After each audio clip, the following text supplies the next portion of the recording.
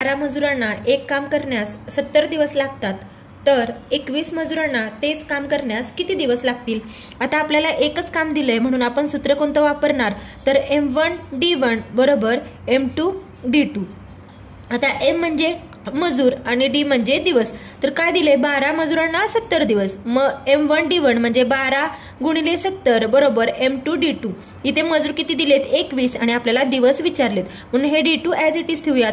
आता काय करायचं? आपण हे सॉल्व्ह करूयात. 12 गुणिले 70 हे 21 इकडे गुणाकारात आहे, इकडे आपण भागाकार करूया. बरोबर काय आलं? D2.